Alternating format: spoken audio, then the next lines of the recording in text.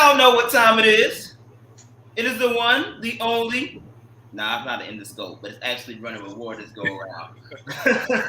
So this time we're gonna do another 3-man weave. You got my man's Chris. You got my man's Drew. You got your boy Joshua MX. And guess what? In this 3-man weave, we have lots to talk about because the NBA just never seems to amaze me with what you get day in and day out. And one of our very own Chicago brethren decided to go 8-ish on ESPN doing his tour. So we're gonna talk about that. We also got the Heat and the Celtics going in with the Eastern Conference Finals coming up. But we're gonna start off with the Eastern Conference Finals. We got a little Chicago Sky talk too, but let's start with the NBA Eastern Conference Finals. Heat, Celtics, all the storylines you can think of: Jimmy Butler, Jason Tatum, Bam Adebayo, Al Horford. What the world's gonna happen between the acting jobs of Marcus Smart and Kyle Lowry? I don't know. It's all theater. It's all theatrics, and I love it. Rematch of the bubble, but I don't see anything changing like the last time because just like in the bubble, I definitely see the Miami Heat winning this thing in 7 games. Just because, yes, this is a different Boston Celtics team. They're more experienced. They got a little fire underneath their belt. It seemed like they figured out the Jaylen Brown and Jason Tatum duo dynamic. Marcus Smart, Defensive Player of the Year. Al Horford has been the key glue stick in a lot of ways for this nucleus, especially the way that he stepped up on an offensive end like he did in his last series. But come on now, this is Eric Spoelstra. This is Jimmy Butler. This is, Tyler Herro and Duncan Robinson. This is Bam Adebayo, whose name was in the Defensive Player of the Year candidacy role. This is Heat culture. You got more reinforcements like Victor Oladipo coming from your backcourt to add a little spice and flavor to the backcourt. You got guys like Kyle Lowry, who wasn't in the bubble with them, but this is the dude that if he can stay healthy, he'll definitely bring that defensive intensity amongst the perimeter. They have Marquise Morris. They got some dogs, but they got PJ Tucker, who won a title last year with the Bucks. This is a whole different Miami Heat team, just like it's a whole different Boston Celtics team from the bubble days. But the Celtics, like last year, to me, their bubbles are gonna pop. The double bubble gum ain't gonna hold for them.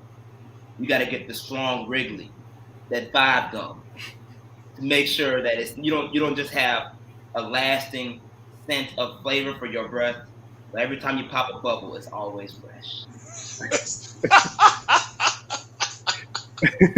That is why I am going with a more experienced number 1 seed in the Eastern Conference, Miami Heat.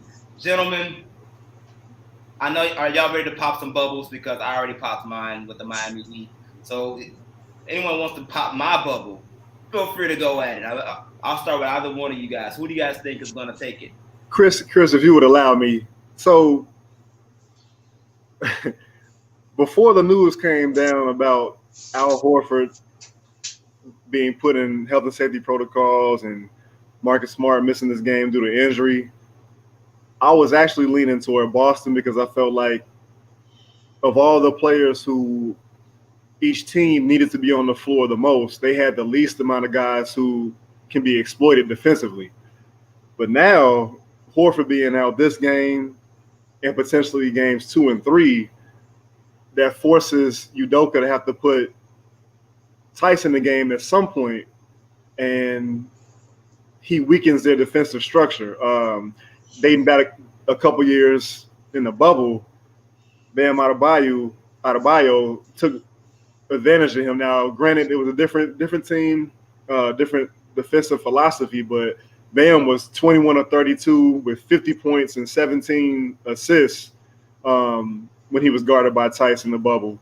So the fact that this series is starting off or appears to be skewing toward the Heat without the ball even being jumped up, we're all losers because of that, because we all lost, because this had the potential to be, still does, but had the potential to be an extremely fun, competitive, kind of throwback series where you got two of the best defensive teams in the league going head to head. Very similar kind of styles, very switch heavy defensive teams, but the scales have been tipped now where the Heat, they need to get at least one of these. Really, they're starting off at home, so they really need to get both of these games, take care of home court. If Horford is out in game 3, which I don't even know what the health and safety protocols are anymore in this league or this world in general. Like everybody's kind of flying by the seat of their pants right now, but man, it's wide open for the Heat, or the steering wheel is theirs to kind of, clutch and take a hold of right now. Yeah, I gotta agree with you, Drew. It's funny. I watched a short clip last week before that series ended, the Heat-Sixers series, that Miami had actually gotten themselves into trouble by switching, and they were getting a lot of mismatches with Joel Embiid down low, and they switched over to a more drop coverage type zone or type defensive scheme, and that pushed the ball towards the perimeter, and they were able to recover a lot better that way. But without Al Horford on the floor for an extended period of time, I don't know how much drop coverage the Heat will need to play. So much more of the scoring load goes then on Brown and Tatum and Marcus Smart to some degree too. And while they've shown to be able, I think having Al Horford there as a do-it-all type player on both ends really helped the Celtics out, especially with the absence of Robert Williams III. So I can't say yet, but I would definitely look for the Heat to take game 1. I think Boston has enough to really put their foot in the ground and hold them off in game 2. I don't see this series going any less than 6 games, but my money's on the Heat for game 1 for sure. Good bet, Chris. We're on the same page. Good bet. But I like to just take things even further with that, because one thing about Miami Heat basketball is in the regular season, they come out to play, they do what they're supposed to do. They silently win their games, don't make a lot of noise type of stuff.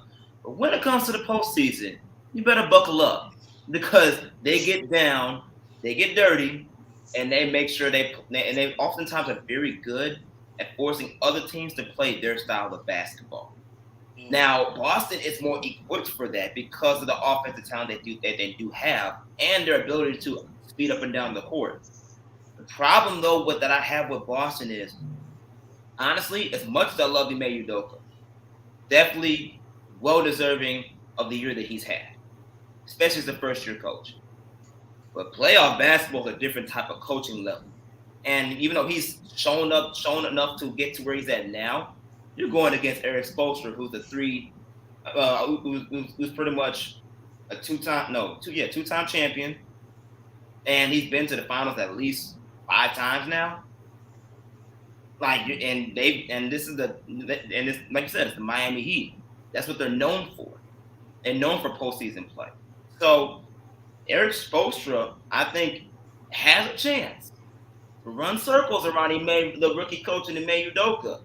And if he does, I don't know how Boston will be able to respond to that, although they have that experience. I just don't see it happening. I think we should give Udoka a little more credit. I'm not saying you're discrediting him, because there is a level of the greenhornness, right? But you get to the playoffs with what he's been able to do in Boston in his first year, considering all of the talent and hype surrounding the Brad Stevens era in Boston. He's taken them further with it's a better team somewhat, but he was able to do more in terms of, I think, team chemistry and identity than Brad Stevens did in his time there. Granted, Brad Stevens helped put Isaiah Thomas back on the map, and he did carry some teams that he held teams together, sometimes by string and spit and hope. But so to that same degree, I don't think we can fully discount what Ime Udoka has been able to do on both sides of the ball with the Celtics team. Again, no Robert Williams, but they were able to defend Milwaukee so well those last two games of the semifinal series. And even though Miami is different, they don't have a Giannis Antetokounmpo on the team. Even from three-point range, Jimmy Butler, I think, shoots it worse than Giannis does. And he is their bona fide superstar of any caliber, really. And, until my guy Max Strus really takes that next step. But, I think they'll be able to. I want him to do it, man. Lewis University graduate. I want him to do it. I think they'll be able to be more creative, even with a team that plays so, you can't necessarily stop any one person. But if you cover everybody, and I think they can, even with Al Horford out, you give them a chance. They give themselves a chance to win, and that's on Udoka. I think he can do it. Yeah, I wouldn't put it past them for sure.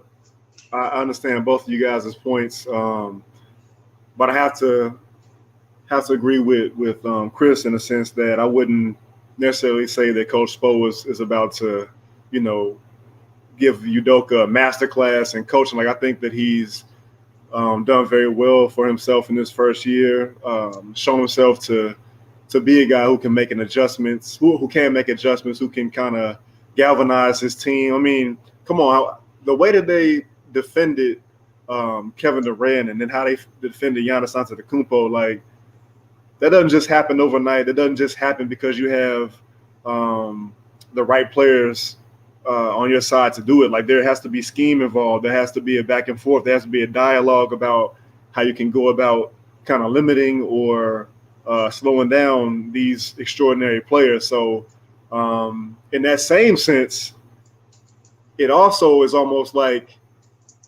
and you guys know I stand for Jimmy, but Jimmy is not Kevin Durant. Jimmy is not Giannis Antetokounmpo. So if there's any kind of feather in the cap of the Celtics, it's that they've already seen the best of the East so far in terms of a shining star, so to speak, or the brightest stars of the Eastern Conference. So it's going to be about how they defend Jimmy. He's been dynamite in pick and rolls. He's averaging something like 1.25 points per possession in pick and rolls, which is crazy. That's better than Tatum. So, depending on who they can involve in the pick and roll on the Celtics side, depending on, how the game's officiated, because we all know Jimmy gets to that line too. That's pretty much going to decide how this series goes. Especially if Lowry is going to be out as well. I don't think he's in tonight. Yeah, he's out tonight. Yeah, so they're really going to be riding Jimmy hard, man. Pause. I'm going to vote we're too old for that. Who do you think gets the time? I mean, Kyle Lowry only played 2 games in the last series, so they were effective, obviously, in those 4 wins without him. But who do you think in this series with the Celtics and Marcus Smart at the point of attack? Who do you think gets the call to run the point for the Heat? Yeah. Probably start. I think Gabe Vincent. I think he's shown the ability to step in and play well enough for the Heat to do what they need to do. But it'll probably be a little bit of a committee type thing, or one of those things where he may start the game, but the closing lineup may look a lot different. They may have to throw Duncan Robinson out there or Oladipo. So we'll see how it goes. But to this point, they've been able to kind of survive without Lowry, a guy who they seemingly have been targeting since we heard rumblings about him wanting to get out of Toronto. So, I mean, we'll see how it goes in that regard. Yeah, I could definitely see that. But the reality is Boston has seen, like you said, Drew, I agree with you. Boston definitely has seen every, I guess, brightest star per se throughout the Eastern Conference, but they have not seen Coffee Jimmy Butler. Coffee Jimmy Butler's a different guy. He's even showing it in the Mitchell commercials. I'm just saying, it's a different guy nowadays. So you never know if you're gonna get the beer Jimmy Butler, if you're gonna get the iced coffee, the coffee Jimmy Butler. Either way, he's taking your money and 9 out of 10 some dubs with it. We gotta make sure that we can't ignore the different phases of Jimmy Butler that we unfortunately as Chicago people did not get to witness while he was here in Chicago.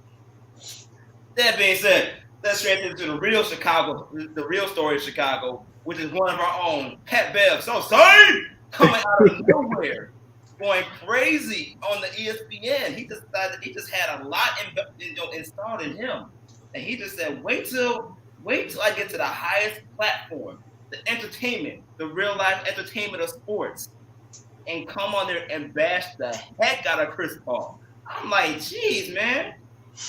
I'm like, D. Lil, what did he do to you? He actually explained that, though, later on today with Stephen A. Smith on his show, Stephen A's World. He came on the show and he said his beef with Chris Paul actually started at LeBron James' camp. Did he really explain it, though? No. I'm going to let you finish. He just teased it a tad bit, Hey, let's put it this way. He explained enough for us to talk about on the show.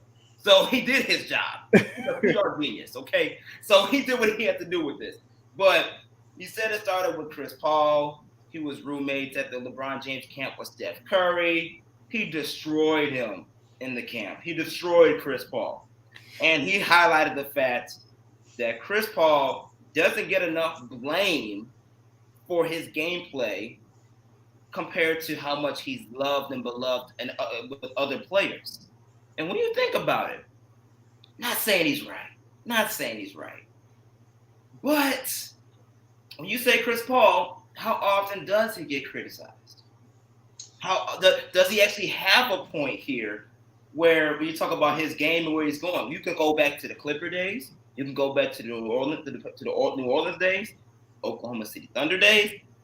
Each team he's been on, to Chris Paul's credit, he is that type of guy where every team he's been on, every team has improved and gotten better and has had better records in every season he's played in. But he did not go to the mark with the Clippers. Failed in that. Did fail when it came to his playoff runs with the New Orleans Hornets. Although he was younger, didn't go as far as he could have probably. You talk about the Houston Rockets with him and James Harden. He was one game away from at least 2 games away before he got hurt, but they didn't get over the hump.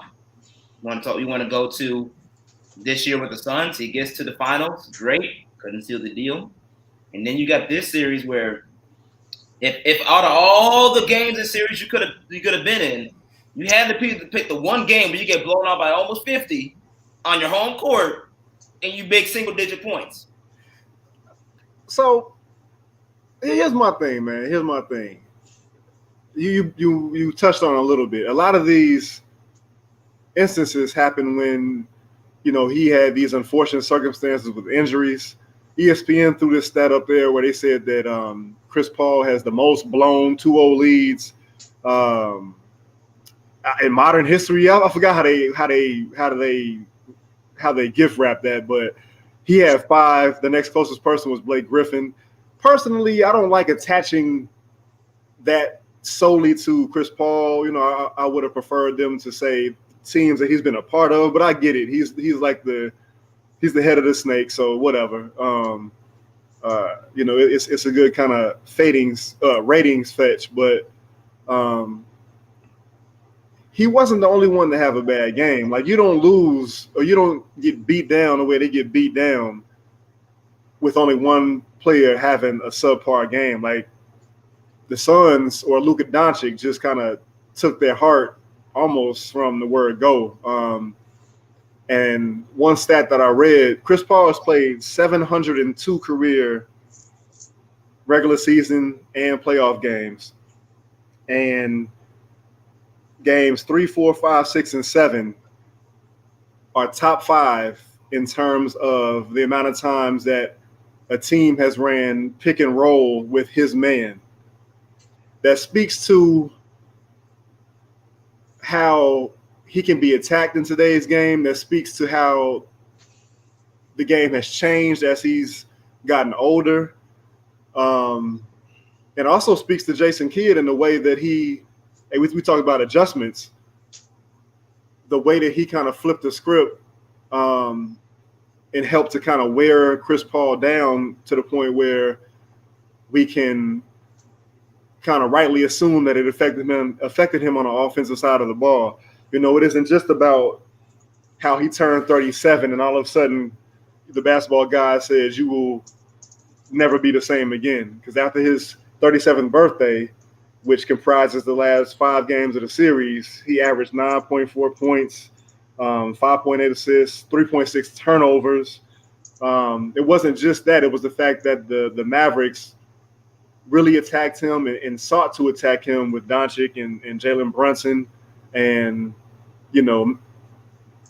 essentially wore him down where he couldn't be the same facilitator that he'd always been, but we've seen him be throughout his career and with the Suns, especially dating back to last year. So a lot goes into it, man. A lot goes into it. ESPN, that's some nasty work putting Pat Bev on the day after, man. The day after the Suns get mollywopped like that. I think it's funny. I'm about to say, that's a very good point that you made, but it would be very funny if you said that to actually Patrick Beverley himself, because the way he was going on ESPN when JJ Redick brought that up, my man said, no, he can't play defense. Like, the league ain't scared of him no more. Matter of fact, dude went around and did I'm licking my chops right now, boy. Like, oh my God. But who was Patrick Beverley? Now, I got love for P-Bev, man. I love that fight. I love anybody who has the talent but has the work ethic as well to take that talent to a whole nother level. But who is he to say that he's licking his chops against anybody? I swear, man, that's the wild. Like, you got to have confidence in this world, right? But this is why Southsiders don't fuck with Westsiders, man. Because those cats are off the wall nuts, bro. This man, Pat, said, ask LeBron. And LeBron just did an AMA yesterday. If he had done that today, his mentions would have been crammed to the roof with questions did Pat Bev really crook Chris Paul? And LeBron probably would have demurred because he's that type of dude. But do we really believe it? Really? Like, when Chris was already in the league and Pat was still in a high school camp, really? Do we really believe that? He's a dog on one side of the ball. He had a pretty good playoff series offensively this year. But man, this cat is going off the rails, Joe. Like, people in here, I don't know if they're marveling him for being petty or if they're praising him for being petty. I don't know when pettiness became a positive word. But everybody is just agog at this. I think the best part of it was not the segments yesterday with JJ Redick and LeBron's man Brian Windhorst. That wasn't the best of it. The best one was definitely today with Stephen A. Smith. And Stephen A., the camera kept cutting back to him and his face was just... And you know what that man was thinking in his head? He was thinking, our ratings are going through the roof, my God! we are blowing out First Take. We are blowing Fox out of the water right now. That is exactly what he was saying in his head. But he was just sitting there when you're doing that. When he's doing the kind of lounge singer voice, it's like, yeah. Now what about that young brother that you were talking about a second ago? It's crazy. No doubt. I would say that I would like to see Pat Bev and JJ Redick stay on as far as ESPN will let them go, because I think it has added must-watch elements to the show, especially JJ Redick, because he's not about the BS that kind of accompanies a lot of these talking heads on these shows. So as petty as Pat Bev appeared to be, and as like blatantly just contrarian as he was to everything everybody was saying, like everybody was trash. nobody's on a level except for maybe Doncic and PG3. Like it was fun to watch. It was entertaining. I'll even take it even a step further. I think, yeah, ratings definitely plays.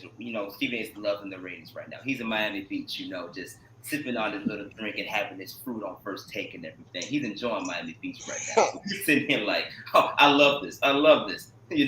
But I'll even go back as far as he'll probably even think in his like subconscious part of him, the blasphemy that you have brought to this show to disrespect Chris Paul right now. Hall of Famer now. Ooh, He's a Hall of Famer. Made to the playoffs. Top 5 point guard all time. He's the point guard. And you got the audacity to bring this blasphemy to my show and disrespect him. I can't have it. I can't take it anymore. You are delusional, my guy. You are delusional. I can't do this. I think he's saying some of that too, because as you watch some of this, yeah, you could definitely be like, dude, you a little crazy. Like, you a little crazy for being outlandish like that. But that's part of why you gotta love Chicago. Because Chicago, we are a blue-collar city. We are a hustle, grind gang all day long. You can't do that unless you have confidence within yourself. So one thing Pat Beverly tells his children, for those that are watching this show, always have confidence in yourself. No matter what the odds are, it's all about your mind. So always have the confidence within yourself to take things to the next level. Because whether it's true or not, it's going to get you somewhere. It got Patrick Beverly in the NBA, even though he destroyed Chris Paul supposedly in LeBron James' camp, even though LeBron James is definitely in the league. That being said. Hey, man, believe in yourself or no one else will. Hey. This is also true. P-Bev will tell you that. Well, I tell you, I destroyed Chris Paul. He destroyed everyone that's coming my way. Like he was asking JJ and Stephen A. Smith, I need to know what that means. What does that mean, Pat Bev, that you destroyed CP3? Like defensively, like he couldn't do nothing with you, or offensively you were attacking him just as much? Like I need to know what that means. I'll even take, you know what? I'm glad you brought that up, because you know what that highlights? It highlights the Draymond Green of TNT.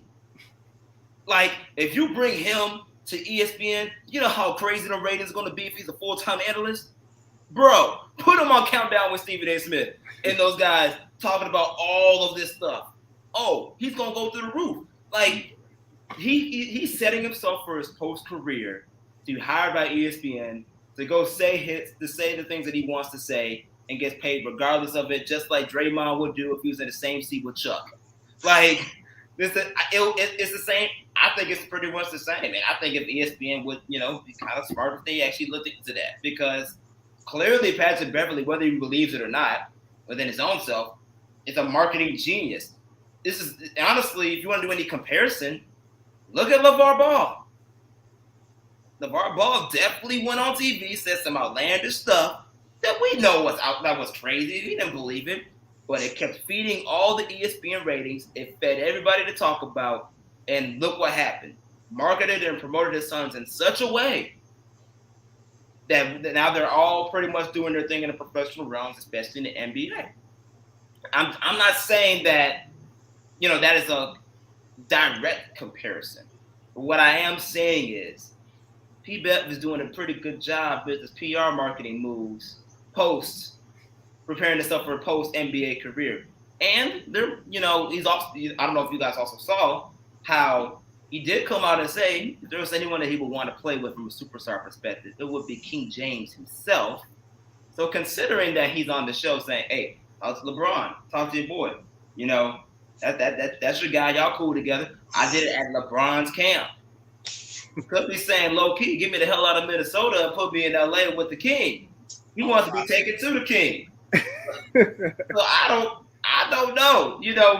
Patrick Beverly is a man of many things when it comes to life on and off of basketball. But apparently it works for him, and he's represented Chicago in the process. So I definitely got to give him my props. Just like we got to give my props to my only DePaul brother, Blue Demon Nation, baby. Gabe Wilkins, another runner with us. Gabe, man, glad you on the show. I don't know if you heard, but we've been talking a lot about this Patrick Beverley stuff and how, for the most part, aside from his outlandish comments on Chris Paul, even though there may be a tiny, like, the 0.1% of a can, where it's 99.9% to kill a virus, but that 0.1 is a little, it's just a little disclaimer from a truth perspective. That may be what what Patrick Beverley may be doing. But the title of this episode is 5-star and 6-star, or 5-star or 6-star. That is referring to Patrick Beverley being on First Take saying, "Oh, you talking about Devin Booker as a superstar? Are you talking about a 5-star or a 6-star? Because stars are things I haven't seen before. Superstars are things you haven't seen before." And he put Devin Booker in that upper echelon, even though Devin Booker got his butt whipped the other night on the biggest stages. So let's start what you gave in that regard. Obviously, give us your viewpoints on the Patrick Beverley scenario that's been taking place. But at the same time, is Patrick Beverley in his own way creating a narrative for PR purposes, or is he trying to get his post-game career set up like Draymond does with TNT and Volume Sports? Or like, what's going on with Patrick Beverley and all the stuff going on, man? Does he even actually have a point in all the stuff that he's been saying? In my opinion, no, he doesn't have a point. And yeah, it's a lot of narrative pushing and agenda setting.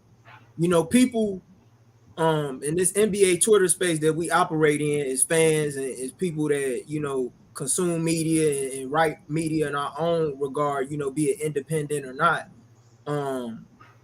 We got a lot of people out here who, they prey upon your downfall, like Rick Ross said, and anytime, they get a chance to light you up when you down, they're going to do it. And that's what Pat Bev doing, but it's like my first reaction when I saw what Pat Bev was doing in the wake of Game 7 and that blowout, down in the desert that took place. My first reaction was, you still salty from last year's Western Conference Finals. Because if I recall, and from what I remember last time that I checked, you was pushing Chris Paul down, in the aftermath of when Phoenix had clinched the West last year. With his back turned. Right, with his back turned. But yet you call yourself, Mr. Tough Guy. You missed the 94 feet. And I respect Pat Bev. Don't get me wrong. That's my guy. He's a West Side guy. From Chicago and stuff like that. That's cool. But yeah, you definitely trying to make a play. And he been on ESPN a lot recently in the aftermath of what's going on, in Minnesota, where they blew games, where they had 3 games, if I'm not mistaken, where they had double-digit leads and couldn't close out a series that they really could have had in their favor, or should have had in their favor. You could make an argument for whether they were inexperienced team or not. And part of that falls on him being a veteran. I don't see him talking about that. To me, I just have a problem with it all the way around. I mean, Chris Paul, was he playing hurt? Yeah, that was obvious. I don't think it took a scientist to see that. And everybody's hurt this time of year. And I'm not asking for anybody to make an excuse for him in that regard. And I don't think CP, knowing CP as well as I know him by covering him on an independent basis when I was writing on the Rockets, I don't think CP is the type of dude that looks for excuses. That came out on Mark Spears' account, not CP's. James Harden's the same way. I know James was playing hurt during the playoffs. Like, everybody is hurt this time of year. But I do respect him for thugging it out and, and trying to make ends meet as best as possible. But what Pat's doing, it's kind of out of line. And I kind of fall with Matt Barnes, and his comments on it. That part of being a role player is knowing your role. And I mean, and one thing about superstars, they always going to get more respect than role players, even role players that should get more credit than they deserve. That's just part of the game, man. But it's a lot of agenda setting and narrative pushing going on. And I mean, I know people want to kick him while he's down, but at the end of the day, Chris Paul said he's coming back. And last time I checked, every time Chris Paul plays, his teams are always better. They always get into the playoffs. So we're going to be right back in this scenario a year from now. Now, whether or not he gets over the hump remains to be seen. But at the same time, I'm not going to discredit a guy that's an automatic lock for Hall of Fame. Do I think he's better than some of the guys that we consider to be the all-time greats, maybe like the Magics, the Isaiahs of the world. No, but he's up there in his own right. And he's not the first guy that has fallen short multiple times in playoff. What was this energy in the 90s when John Stockton was doing? You know what I'm saying? I mean, I just want to know. But it was a different media time then. How dare you criticize an all-time great or athlete? Whereas now, we don't even respect athletes when we have them part of our platforms to give them a chance to speak on the game, even though they see the game from a different lens than we do, just off the simple fact that they in the trenches. And we not. I think you bring up an important point, Gabe, and I think it's been brought up before here and there. The narrative or the way that the best players in the game are viewed has changed. Like, if you haven't won a championship, hell, even if you won a championship in some cases, yep. You're constantly being picked at like your roadkill. Mm-hmm. It's some people say that's cause and effect of Michael Jordan. The Jordan effect of winning 6 championships and everybody that has come after him kind of being held to that standard. I don't know if that's fair or not, but that's the era that we're living in. I do like how JJ Redick called Pat Bev out on the difference in his criticism for Chris Paul versus how he spoke about James Harden. And he never really quite answered JJ's question in that vein. But like we said before, like I was saying before you got on, Gabe, like I like having the dynamic of JJ and Pat Bev in studio with Stephen A. Smith. You get 3 whole different perspectives. And it's fun at the end of the day. It's entertainment. I respect JJ Redick because JJ Redick keep it between the lines. And JJ Redick, I can tell he watched basketball. And Stephen A. and Pat Bev, while he plays the game, and I know he knows the game, they set narratives and agendas. JJ Redick not with that. JJ Redick also has an Old Man in the 3 podcast, which is very great, in which he sits down with guys that have won rings, guys that have not, and allows them to share their stories and their truths. And I respect that as well. And part of the reason, I'm going to be real, why I don't think you see Pat Bev talking about James Harden, because he know if it wasn't for James Harden, he probably wouldn't even be in the league. Superstars get players like Pat Bev paid. Where did Pat Bev make his way when he was coming into the league and was overseas making a bunch of money and balling in the Euro League? He made his way in Houston. Besides Harden got a lot of dudes paid. And when it ain't no different than Darren Williams in Utah. You never see guys discredit dudes who they was able to cut checks off of. Yeah. You don't do that. Now with CP, I still wouldn't do that because that's an all-time great. And I mean, the way Pat Bev talking, you talking like you're not finna go into the trenches next year. Because these are things that people use as ammo. Mm-hmm. I know I sure as hell would. If I was Chris Paul, it's like, okay, that's how you feel? Well, we're going to see you 4 times a year anyway. You playing in the Western Conference. Yeah. I mean, Pat's a different guy, though. There's some guys who are just – Pat's a guy who, as Michael Caine once put it, he's a guy that just wants to see the world burn. That's the kind of guy he is. So all the things that you said are right, Gabe, both for people like us who haven't played the game and for people like Pat who have or are playing the game. There is a level of respect that should be afforded, even to players that have some criticism coming their way that is not as merited, not merited like Chris Paul, or less merited like Chris Paul, and maybe even more merited like Kevin Durant. You can criticize anybody for things all day long because nobody's perfect, but what you say and how you say it really does matter. That being said, if Chris Paul organizes a shadow coup against Patrick Beverley, does Patrick Beverley really care? Is he gonna go on TV and walk back his story? Hell to the no. He's not that guy. And even if what he says is not true, he'll say it's true until the cows come home, because we don't know what's in his head, man. There's some guys you gotta just say, it's like, we do not know what they're thinking. Dennis Rodman, even though we loved him in Chicago, half the time we watched those games, we were like, I don't know what's on this man's mind tonight. There's just those guys. They just are those guys. And I can't say there's nothing wrong with it because it's outlandish at best and sometimes maniacal at worst. But it is entertaining. Let's call it what it is. It's theater. It is entertaining theater. And that's the whole point. Like I said, Stephen A. was licking his chops about the Nielsen ratings that they're about to get. Everybody else is like, well, they're doing their thing, but we got to get up. So not only does ESPN have a color analyst who is not afraid to speak truth to idiocy like JJ Redick, they also have now a possible platform for Patrick Beverley, who I think the best thing about it is that his voice was not what I expected. He was so very calm and measured, and that plays well on TV for a guy who's saying the stuff he was saying. Yeah, and as far as the 5-point and 6-point star thing, like I just take that as people who are transcendent players, like a LeBron, like a Luka Doncic, like a Giannis Antetokounmpo, a Shaq, a Kobe, a Jordan. Obviously, is Devin Booker that? No, but he's most definitely going to be on the All NBA team this season, so he deserves his respect too. And just the way he was coming at the Phoenix Suns and some other players, I just take it as gamesmanship. I don't even know if he believes half of what he was saying, but being somebody that's still in the league and has to see these guys, I think he gets off on. He wants people to give him his best shot, and he's going to talk and do this and that to almost kind of instigate it in that direction. So I take it as just that.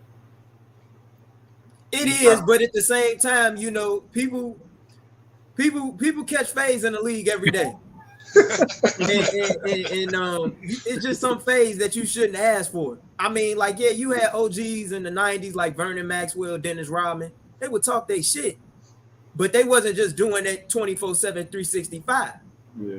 And they were the type of dudes, if you came at them, then you would hear from them.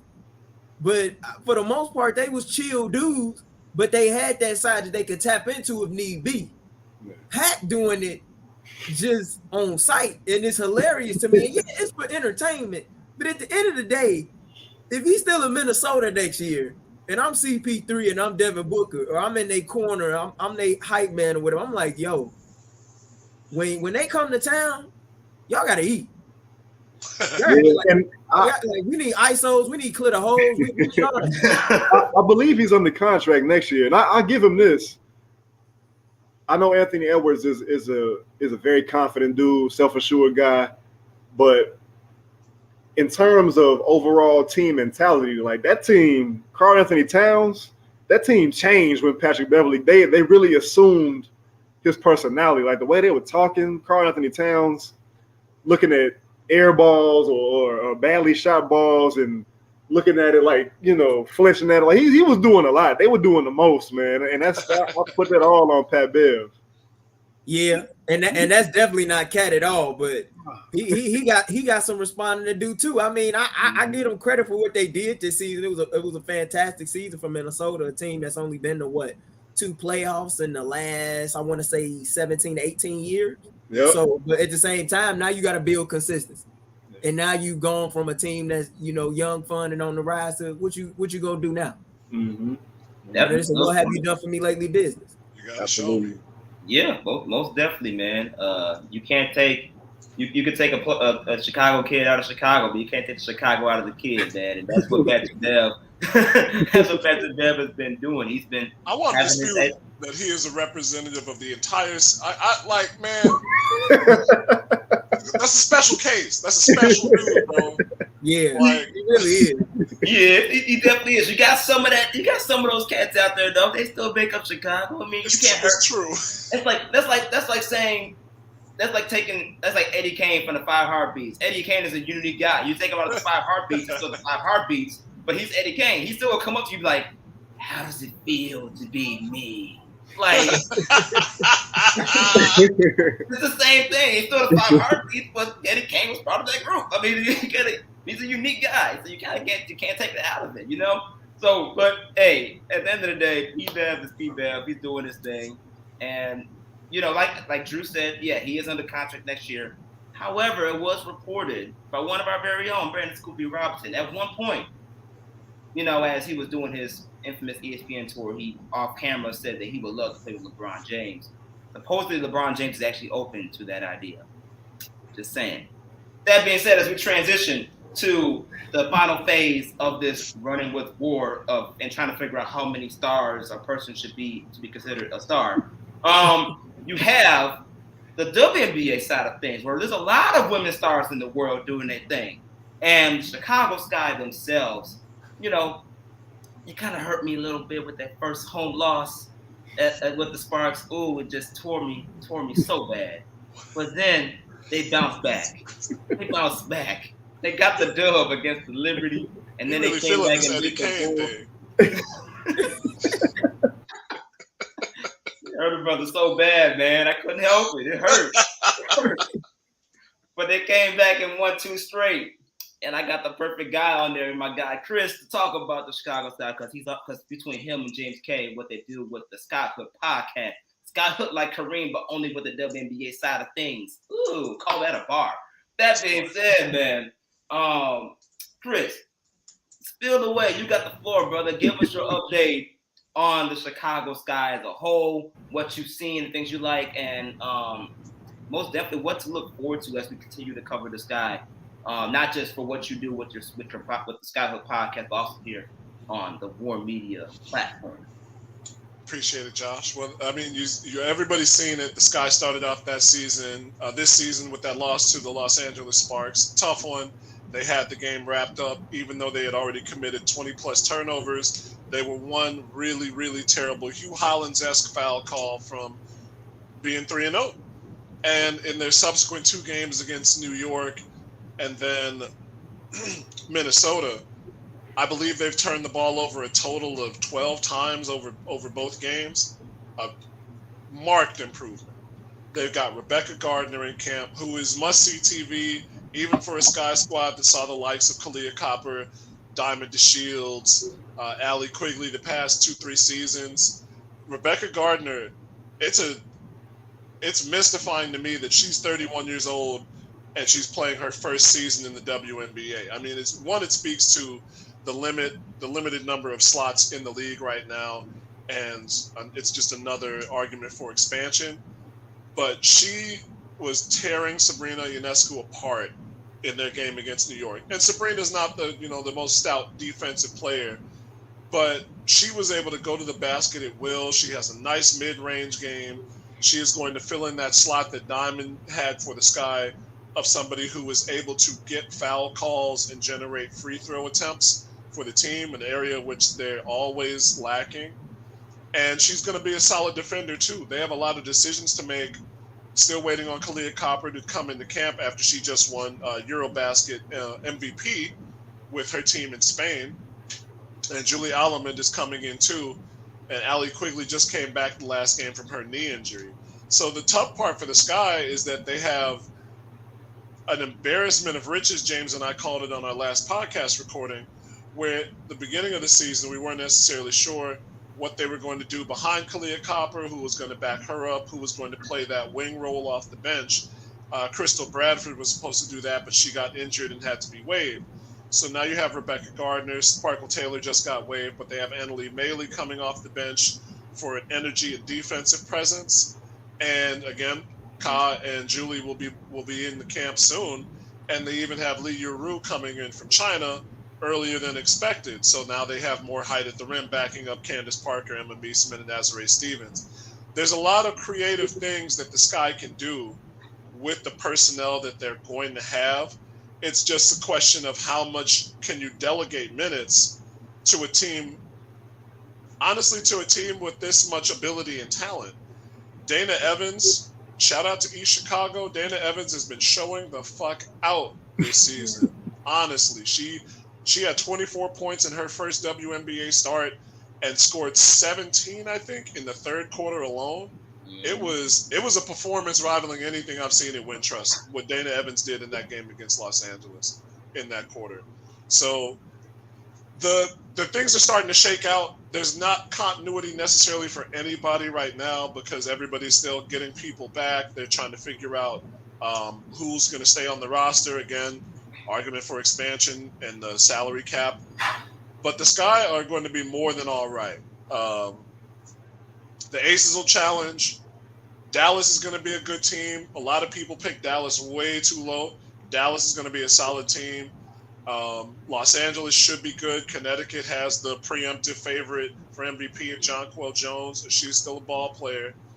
And Elena Della Donna is back for the Mystics, and so is Alicia Clark. So there's going to be a lot of turnover, I think, this season. And I think there might be a lot of teams mixed into that 18 to 24 wins of a 36-game schedule. But the Sky are going to be right back there as title favorites, no doubt. You know, Chris, I gotta ask you this question about from a Sky roster perspective because the Sky brought in Emma Meesman, you know, top tier player, MVP, you know, the champion, knows how to win, and to pair that with Candace Parker in the first game that I saw with the Sparks, you just saw that, you know, there's a lot of kinks they have to iron out, you know, figuring out what role she plays within the offense. And I like the idea you could have Candace Parker really be the main 5 center and just have her be more of the Joker type of offense where you can facilitate and she creates the court vision because she has the court vision and the right ability to set people up in playmaking.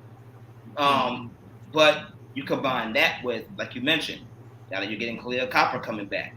You're getting these other players coming back. And on top of that, you have other players like Dana Evans stepping up and killing it.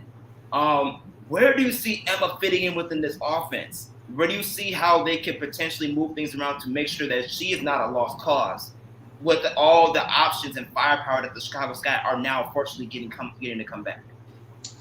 I mean, that first game, I saw the same thing, Josh. She looked uncomfortable in the first 3 quarters and really didn't get going offensively and started looking for her shot until the 4th quarter. But as James Wade said in the press conference afterwards, he did not do a good job of substituting, getting players in and out. Now, that doesn't speak to Emma's play over the first 3 quarters, but by the time everybody wound down to the last 5 minutes, she was definitely tired. But lost cause is not even anything to worry about for her. She scored 17 points last time out against Minnesota, 5 for 11, 2 for 5 from 3, and got 4 foul shots out of there too. Actually, sorry, 3 for 6 from 3, 2 for 5 from 2. So James, our friend of the podcast, Pretty Ricky Rue, coined the term the ACE lineup, the Azare, Candace, and Emma lineup, where you can rotate 3 bigs, 2 of which can bring the ball up the floor and operate the offense from the high post or higher. Azare Stevens was getting a lot of chances at that first game from that launch pad spot on the low block. The Sky were running a lot of baseline screens to get her open. Yeah. And she's getting a lot of free shots at the corner from 3 too. Yep. And I think she's hit a 3 in at least every game so far this season. Mm-hmm. That's not something you really saw from her in her tenure with the Sky or in her abbreviated time with Dallas. So she's been able to adapt her game to the possibilities that the Sky have. Remember, Drew, I said the only thing that holding Kalia Copper back from MVP talk was that the Sky had so many talented players that they're going to share the offense a lot. 5 players scored in double figures against Minnesota, and Emma led the way with 17 points. You're going to be able to do a lot with Kalia Copper. You can play her with Rebecca Gardner and get that old two running back downhill fast break offense that the Sky would run with Con Diamond. And they can play well in the half court, which is something they had previously had some trouble with when the main facilitator was Courtney Vandersloot and only Courtney Vandersloot. Now you've got Candace who can pass, draw defense, Dana Evans who can pick up the slack off the bench, draw double teams, Emma Meesman who can draw double teams. So there's no problem with Emma in the offense.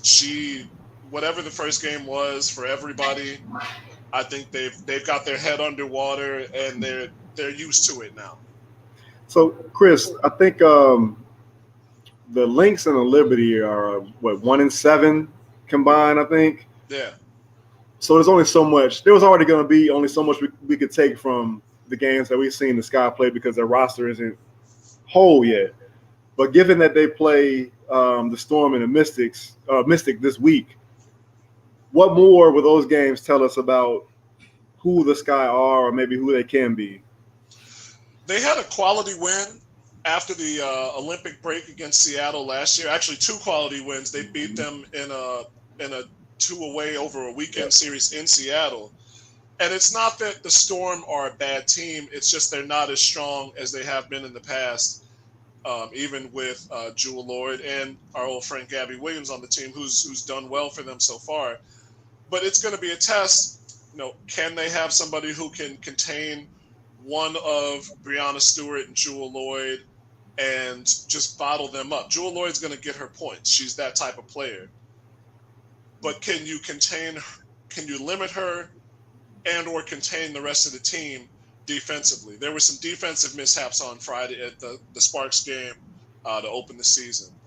The defense still doesn't look completely set. They had some miscues against New York, and New York has gotten off to a pretty rough start.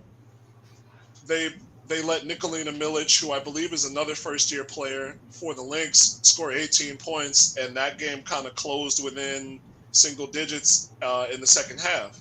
So defensively is what it's going to be about for the Sky against Seattle, and definitely against Washington, because they have Deladon, they have a surprise spark in Katie Benzin, the Harvard and Maryland graduate coming off the bench playing point guard, who is a lights-out three-point shooter.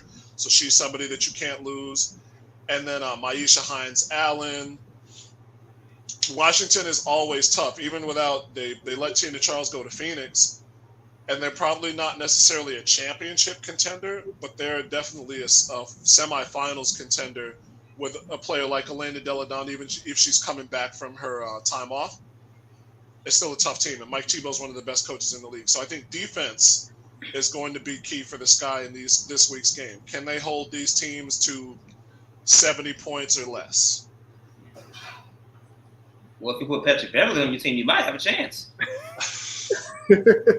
Candace Parker and Pat Bev on the same team would be so ridiculous. Somebody would get ejected before the half. I can definitely see that. That being said, though, man, we're going to wrap this show up, man. We're coming up to the time to watch the Miami Heat, Boston Celtics playoff game tonight. Things that we haven't talked about that we are going to talk about tomorrow. NBA draft lottery that just took place. And top 4 is very interesting order. You would think the Rockets would get the number 1. Yeah, sorry, Houston, you definitely got a problem because you didn't get it. So that being said, next show we're not going to jump right into it today. We'll jump into it with the next show. So if you want to tap into that, tap in tomorrow. That's when you will learn the best of the best when we talk about the draft lottery, amongst other things within the NBA playoff realm.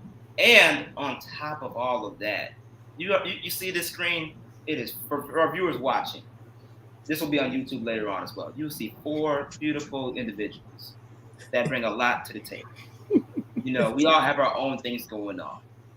So it's not just WARR Media. It's Skyhook Podcast. It's on Tap Sportsnet. It's whatever, Gabe. I'm sorry, I don't know the outlets you be doing your stuff on, but it's on that one as well. On top of this, find me on Twitter anytime. Yep. Got a lot of stuff coming in the next 6 months to a year for sure, though. That's right. Yeah, most definitely. So we all got stuff going on, man. So definitely tune into what we're doing individually. You see the tags on the screen. Quandary Kitten, look what Drew did, what Gabe said, and obviously your boy Josh M. Hicks Media. And you can follow all of our stuff, not just on WARR Media, on the Twitter and the Instagram, but also on the YouTube, WARR Media YouTube, as well as WARR on Anchor on all podcast platforms, Google Podcasts, Spotify, iHeartRadio, TuneIn app, Apple Podcasts, you name it. We are all over the place, wandering the world with our wonderful knowledge of basketball and sports overall. So that being said, then, before we close out, Chris, is there anything you want to say about what you got coming up, as well as you, Drew? I saw a good tweet that we didn't have time to touch on, but definitely got to bring up at some point talk about a time where you scared off the women. Will say it didn't say that. But tell us about a time where you scared off the women with real hip hop. That got me thinking. As always, support women's reproductive rights, support the reproductive rights of people, and support abortion rights. That's all I got. Amen. Damn, how the hell do I follow that? Let us know when you're scared off the ladies with some real hip hop. I'm gonna just say, on tap, we got player grades for the Chicago Bulls. I did one on Zach LaVine, one on Kobe White, and I got one coming out soon on Ayo Dosunmu, so be on the lookout for that. Other than that, just, like Gabe said, just hit us up on Twitter, man. Always willing and ready to engage with anybody on basketball or other topics, man. Now we know, you're not gonna slide with the fact you doing this wake up segments with the bigs. Shout out to the Bigs family and everything. That's not like you didn't do that. You're over here turning into the sports version of Wake and Bake. I'm gonna sit here and ignore that, bro. Hey man, I'm just thankful for the opportunity, man. Just trying to lend my voice or my writing, whatever, man, to whatever platform I can, man. So I'm appreciative to those brothers over there, to Terrence and Eugene, man. Appreciate the shout out on that too, Josh. That's what's up. What's that? No, I said I appreciate the shout out on that too, Josh. That's a given, man. You already know what's up with that. Obviously, shout out to the bigs. Shout out to Gene and Tom, Terrence for being part of the family from the beginning, man. They're the real ones for sure. Legends in the game. And Gabe, I know you already mentioned that you got stuff coming up. We're definitely gonna look out for that. Yeah. You should also be looking out on the fact that we're just the ball guys, so we're just gonna look out for each other. Blue Demon Nation, baby. Monty Bates, man, I'm still waiting on his decision. Trying to see what that top six looking like. If he gonna cut it down, if he gonna come to the north side and really come ready to ball. Yeah, okay, I feel you, man, because DePaul got some stuff coming up next year. Woo, people ain't ready. All right. It's gonna be huge. It's gonna be huge. Winter Trust Arena gonna be rocking, but it's gonna be rocking in general, especially since we got the WNBA coming through with All-Star Weekend. That's a whole other thing. So it's gonna be rocking anyway. Be ready to get chose, fellas. Hey, summertime shy, baby. Summertime shy, baby. Summertime shy. You never know what you're gonna get. I know what inspired that one. I saw that tweet. Liz Campbell is gonna have a lot of 5'9" dudes under pressure. Yeah. Hey, you never know, Chris. Campaign maybe having champagne for real. That being said, y'all, thank y'all for tuning in on the show. Check out all the latest stuff we got. We'll be back on this thing tomorrow to talk about the part 2 of things basketball. And before we sign out of here, just know there is a slight difference between a 5-star and a 6-star, but it's okay because at the end of the day, you are still a star. Take that confidence with you everywhere you go. Because at the end of the day, you are a star, even if it has only 4 stars, 4, 5, 6. You keep going, you can make it 10 stars. It don't even matter. It's all there. It's all there. That being said, y'all be easy. Keep bouncing.